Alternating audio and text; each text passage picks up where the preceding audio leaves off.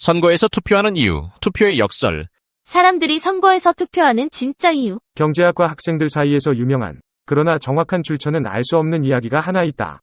이 이야기에는 세계적으로 유명한 경제학자 두 명이 등장한다. 두 사람은 어느 날 투표장에서 우연히 마주친다. 아니, 여기 웬일이십니까? 한 경제학자가 묻는다. 마누라가 투표하라고 하도 성화여서요. 다른 경제학자가 대답한다. 그러자 첫 번째 경제학자가 고개를 끄덕인다.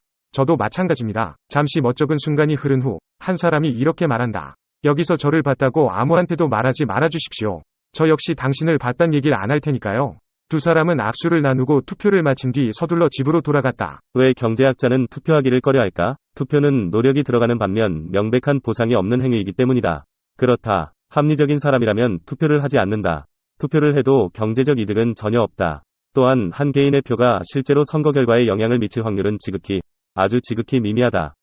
투표한 후보가 패악이라도 하면 감정이입이 되어서 정신적인 상처도 만만치 않다. 그렇다면 이 민주주의적 본능을 자극하는 것은 무엇일까? 굳이 이득이 있다면 시민의 의무를 다했다는 막연한 느낌 정도일 것이다. 그럼에도 여전히 수많은 사람들이 투표를 한다. 왜일까? 그것은 아마도 자신의 한 표가 결과에 영향을 미칠 것이라고 착각하거나 투표는 시민의 의무라는 개념으로 스스로 사회화되어 있기 때문에 투표를 하지 않으면 죄책감을 느끼기 때문일 것이다. 훌륭한 국민이라면 투표를 해야 한다는 도덕규범이 강력한 이데올로기로 작용한다는 사실은 불문가지다. 기껏해야 투표를 함으로써 얻는 최대의 보상은 주위 사람들에게 투표장에 나온 자신의 모습을 보이는 것이다.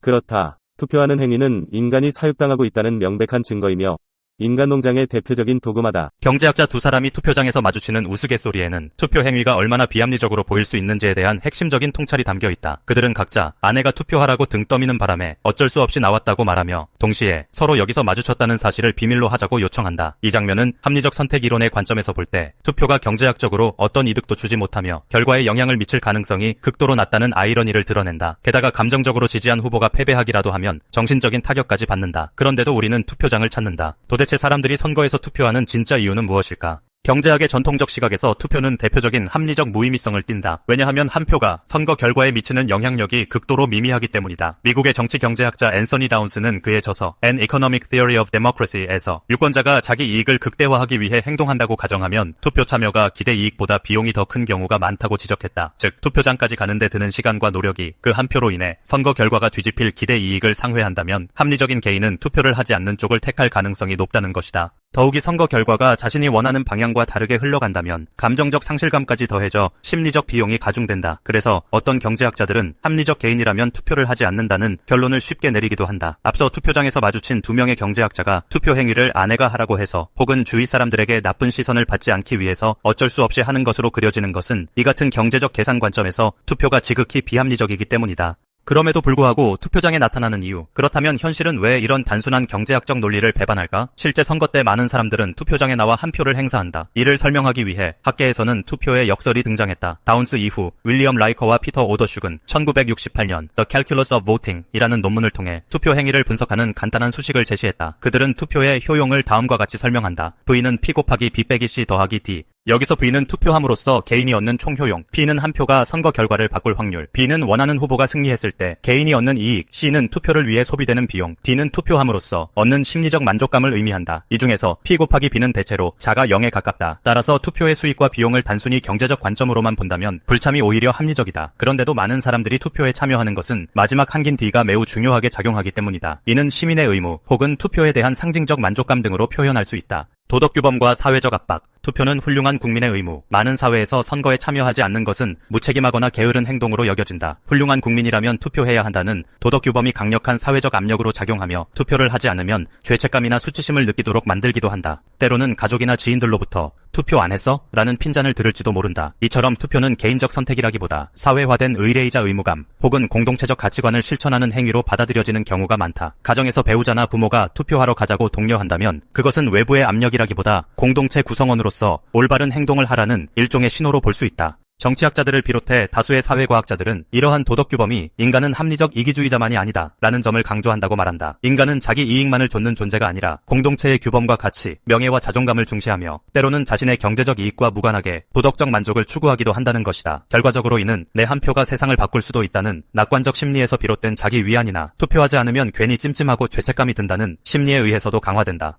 또 다른 관점으로는 제프리 브레넌과 로렌 로마스키의 표현적 투표 이론이 있다. 그들은 투표가 순전히 자신의 물리적 경제적 이득을 위한 도구적 투표가 아니라 정체성 표현이나 감정적 발산의 기능을 수행한다고 주장했다. 가령 지지하는 후보에게 표를 던지는 것은 나는 이 가치와 정책을 지지하는 사람이다 라는 자신의 정체성과 감정을 표현하고 그 행위 자체에서 만족감을 느끼게 되는 것이다. 특히 선거 시즌이 되면 후보자나 정당의 이미지, 각종 언론 보도, 주변의 여론 등이 복합적으로 작용하면서 투표는 정치적 의사 표현이라는 성격을 띠게 된다. 이는 심미적 만족을 얻기 위해 예술품을 구매하는 심리와 어느 정도 유사하다. 그 예술품의 재판매 가치가 당장 높지 않더라도 그것을 통해 느끼는 미적 감흥과 소유의 자부심이 구매를 정당화한다. 마찬가지로 투표 역시 그 한 표가 선거 결과를 바꿀 가능성이 희박하더라도 나는 정치 참여를 통해 내 가치와 의견을 표출했다 라는 만족을 얻게 되는 것이다. 투표하는 행위는 인간이 사육당하고 있다는 명백한 증거이며 인간 농장의 대표적인 도그마라는 다소 과격한 비유도 사실 이러한 집단적 사회화 과정을 지적하는 맥락에서 이해할 수 있다. 국가나 사회가 훌륭한 국민이라면 투표를 해야 한다는 강력한 이데올로기를 끊임없이 주입하고 그것이 사람들의 심리에 깊이 내재화된 결과라는 뜻이다. 실제로 투표율이 낮은 집단에게는 정치적 무관심 혹은 책임감 부족이라는 낙인이 찍히기도 하고 다양한 제도를 통해 투표율을 끌어올리려는 정부의 노력도 흔히 볼 수 있다.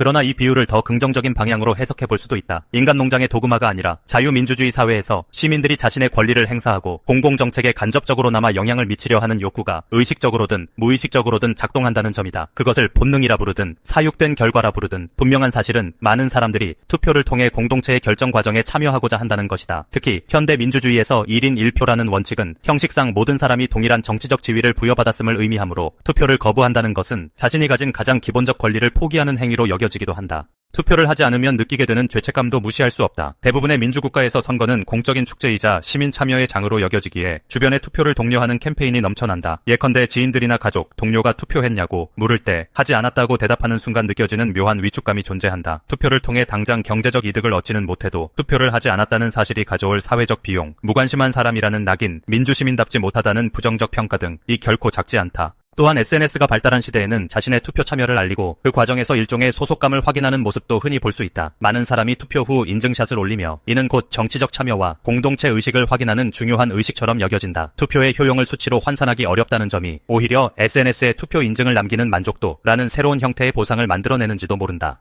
결국 투표가 경제적으로나 확률적으로나 비합리적 선택처럼 보이는 측면이 있음에도 불구하고 현실에서 사람들이 투표장으로 모이는 이유는 복합적이다. 도덕규범, 사회적 압박, 심리적 만족, 죄책감 회피, 정체성 표현, 민주주의적 의무감 등이 뒤섞여 투표 참여라는 결과를 만든다. 그것이 인간 농장의 대표적인 도그마라고 비판받기도 하지만 다른 한편으로는 시민들이 민주주의를 스스로 지탱하고자 하는 증거라고 평가되기도 한다. 오스트리아 출신 경제학자 요제프 슌페터는 민주주의를 정치인들이 권력을 두고 경쟁하는 체제 정도로 간결하게 정의했지만 그 속에서도 시민의 투표 행위는 여전히 핵심적 의미를 가진다. 비록 한 표가 전체 결과에 결정적 영향을 주지 못할지라도 많은 사람들의 표현적 참여가 모여 실제 정치 지형을 조금씩 움직인다는 것이다. 또한 어느 상황에서는 투표율의 증가가 특정 후보에게 유리하거나 불리하게 작용하기도 하고 대규모 선거가 아닌 지방선거나 지역 투표에서는 한 표가 생각보다 더 큰 파급력을 가질 수 있다. 경제학자들의 우스꽝스러운 대화, 아내 때문에 왔소, 서로 봤다는 건 비밀로 합시다 는 투표가 합리적 계산만으로는 설명하기 어려운 인간 행동임을 극적으로 보여준다. 한 개인 차원에서 보면 무심코 지나칠 수도 있는 투표 행위는 사실상 비경제적인 동기와 사회적 심리적인 보상을 통해 유지되는 측면이 크다. 그러나 이 비합리적 동기가 모여 만들어내는 집단적 결과인 선거는 민주주의 사회를 움직이는 동력이 된다. 어떤 사람들에게는 그것이 기껏해야 주위 사람들에게 투표장에서 자신의 모습을 보여주기 위한 것이거나 투표 안 하니 마음이 불편해서일 수도 있다. 하지만 그러한 크고 작은 동기들이 시민들을 투표장으로 몰고 가고 그것이 집단적 의사결정의 정당성을 확보해주는 기제가 된다.